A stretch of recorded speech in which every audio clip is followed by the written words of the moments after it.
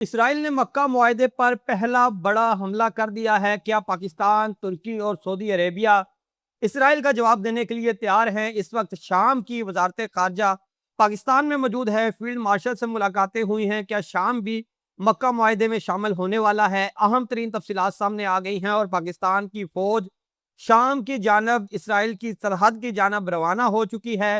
ترکیہ کی فوجیں شام میں اسرائیل کی سرحد کی جانب روانہ ہو چکی ہیں۔ اس وقت مشرق وسطیٰ کے اندر صورتحال انتہائی دلچسپ ہو چکی ہے اور بھارت بھی اس سارے معاملے میں ایکٹیو ہو چکا ہے اور پاکستان کے اوپر اس وقت ترکش کارگو پلین اور چائنیز کارگو پلین کو لے کے یہ دعویٰ کیا جا رہا ہے کہ پاکستان جو یہ کہہ رہا ہے کہ یہ طیارے صرف اور صرف ٹرانزٹ کے لیے پاکستان آئے تھے، تو یہ سچ نہیں ہے۔ اصل میں ترکیہ نے اور چائنیز نے پاکستان کو نئے ویپنز اور انتہائی خطرناک ویپنز ڈلیور کیے ہیں، یہ دعویٰ کیا جا رہا ہے بھارت کی جانب سے، اور اسی دعوے کی بنیاد پر اب بھارت نے $11 بلین کے نئے ویپنز خریدنے کا اعلان کر دیا ہے۔ یہ $11 بلین کے نئے ویپن بھارت کون سے خرید رہا ہے، اس پر بھی بات کریں گے اور دیکھیں گے کہ اس وقت بھارت اسرائیل مل کے مکہ معاہدے کے خلاف کیا اقدامات اٹھا رہے ہیں۔ ان تمام خبروں پر تفصیل سے بات کریں گے۔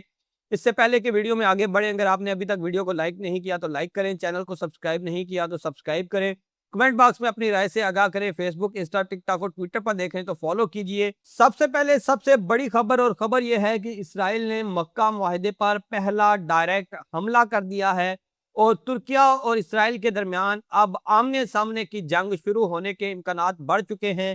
اس وقت پوری دنیا کے ڈیفنس اینالسٹ یہ پریڈکٹ کر رہے ہیں کہ ترکیہ اور اسرائیل کسی بھی وقت ڈائریکٹ جنگ میں جا سکتے ہیں۔ وہ جنگ جو 18 اگست کو ہونی تھی، جب حلب میں ابو الظہور ایئر بیس پر اسرائیل کی جانب سے سٹرائک کی گئی، 8 حملے کیے گئے، اور اس بیس کے حوالے سے اب یہ خبریں سامنے آ رہی ہیں کہ یہ وہ بیس ہے جہاں پہ ترکیہ نے اپنا ملٹری ایکوپمنٹ ڈپلوائے کرنا تھا۔ یہاں پہ ترکیہ کے فوجی پہنچ رہے تھے اور سیریا کی ملٹری کو اور سیریا کی ایئر فورس کو نئے سرے سے ڈیولپ کرنے کے لیے اس وقت ترکیہ میدان میں آ چکا ہے، اور سیریا کے وزیر خارجہ جو پاکستان پہنچے ہیں اس کا مقصد بھی یہی ہے کہ سیریا کی ملٹری کو، ایئر فورس کو دوبارہ سے پاؤں پہ کھڑا کرنے کے لیے پاکستان اور ترکیہ اب سیریا کی مدد کریں گے، اور یہ بات اسرائیل کو ایک آنکھ نہیں بھا رہی۔ یہی وجہ ہے کہ اسرائیل نے پریمپٹیو سٹرائکس کی ہیں۔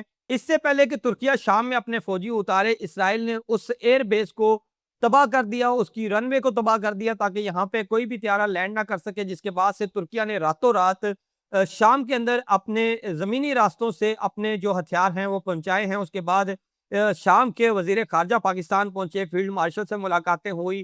خبریں یہ آ رہی ہیں کہ شام کی فضائیہ کے لیے پاکستان سے JF-17 تھنڈر طیارے خریدے جا سکتے ہیں۔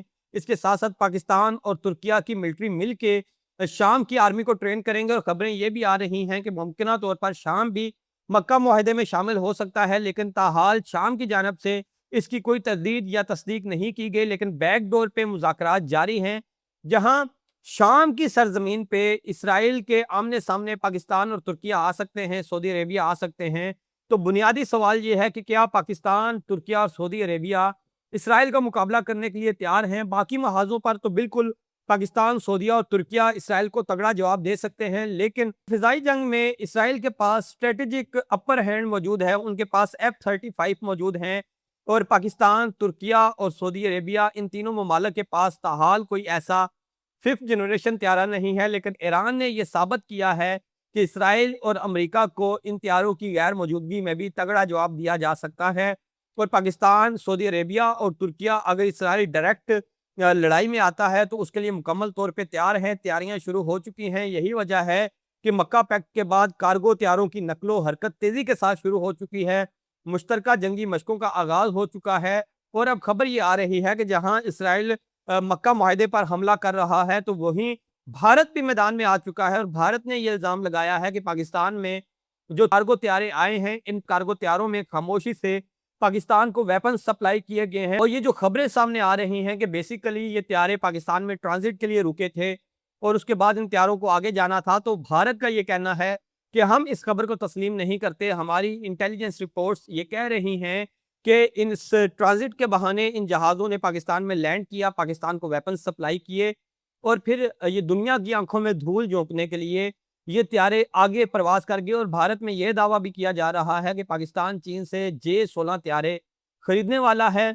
और पाकिस्तान की एयर फोर्स ने सीक्रेटली J-16 طیاروں کو इंस्पेक्ट किया है कराची के एयरपोर्ट पे, लेकिन भारत को शायद ये नहीं पता कि शाहीन एक्सरसाइजेज में पाकिस्तान के पायलट्स ऑलरेडी J-16 طیاروں को उड़ा चुके हैं, उनको इंस्पेक्ट कर चुके हैं। और पाकिस्तान के पायलट्स ने पहले भी J-16 को सिलेक्ट किया था J-10C के मुकाबले में, लेकिन क्योंकि J-16 को ऑपरेट करने की कॉस्ट ज़्यादा है, उसकी ऑपरेशनल कॉस्ट J-10C से कहीं ज़्यादा है, और पाकिस्तान की ज़रूरत जब J-10C पूरा कर रहा था तो इसलिए पाकिस्तान J-16 की जानब नहीं गया। इसलिए भारत जो है वो इन एक्सरसाइजेस को लेके, इनकी ट्रांजिट को लेके जो दावे कर रहा है वो सरासर झूठ है। दूसरी जानब भारत ने इन्हीं दावों को बुनियाद बना के 11 से 12 बिलियन डॉलर का नया बजट अप्रूव किया है कि भारत भी अब नए वेपन्स खरीदेगा। 60 के करीब भारत कार्गो एयरक्राफ्ट खरीदने की तैयारी कर रहा है ताकि भारत अपनी फौजी नकलो हरकत को तेज कर सके। और इसके लिए भारत ने 11 से 12 बिलियन डॉलर का बजट रखा है। और भारत इस वक्त इसराइल के साथ ऑन बोर्ड है, क्योंकि इसराइल ये चाहता है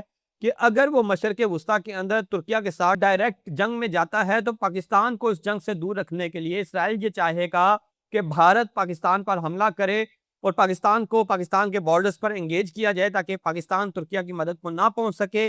और यही वजह है कि भारत ने भी जंगी तैयारियां शुरू कर दी हैं। दूसरी जानब तुर्किया, वो इस वक्त फुल जंगी सूरत हाल पैदा हो चुकी है, हाई अलर्ट पे हैं तुर्किया की तमाम फोर्सेज। सऊदी अरेबिया की फोर्सेज तमाम हाई अलर्ट पे हैं। सऊदी अरेबिया के अंदर पाकिस्तान की जो एयर बेसिस हैं वो तमाम की तमाम हाई अलर्ट पे हैं। शाम के अंदर इस वक्त मैदान जंग बन सकता है, सज सकता है, जिसमें पाकिस्तान, तुर्किया और सऊदी अरेबिया शाम के साथ मिलकर इसराइल के खिलाफ महाज खोल सकते हैं। और इसराइल को इस महाज के खुलने का बखूबी अंदाज़ा है। यही वजह है कि इसराइल ने पहली बार डायरेक्ट शाम के अंदर तुर्किया के ऊपर हमला किया है और इस हमले को मक्का मुआहदे के ऊपर पहला बड़ा वार करार दिया जा रहा है। और इस वार के बाद से अब सूरत हाल तेज़ी से बदल रही है और इस जंग में भारत इसराइल के साथ ऑन बोर्ड है। और पाकिस्तान को भारत की इन चालाकियों का, इन साजिशों का भरपूर इल्म है। और पाकिस्तान ने भी भारत के लिए तैयारियां शुरू कर दी हैं। और पाकिस्तान में कुछ भी होता है तो भारत में थरथली मच जाती है, हंगामी मीटिंग्स अब बुला ली जाती हैं। और पाकिस्तान में गुजरने वाले तैयारों को देख के उनकी इतनी हवाइयाँ उड़ी कि उन्होंने 12 बिलियन डॉलर का बजट अप्रूव कर दिया कि जल्दी से हम भी वेपन्स खरीद लें। और अपनी आवाम को बेवकूफ़ बनाया गया एक ऐसी खबर को बुनियाद बना के जिसमें कोई हकीकत नहीं है। ताहाल खबर यह है, सबसे बड़ी खबर यह है कि मशरक़ वस्ता के मैदान जंग में इस वक्त तुर्किया और इसराइल आमने सामने हैं। मक्का मुआहदे के लिए पहला बड़ा इम्तहान शुरू हो चुका है। अब देखना यह है कि ये मामला किस समत जाता है।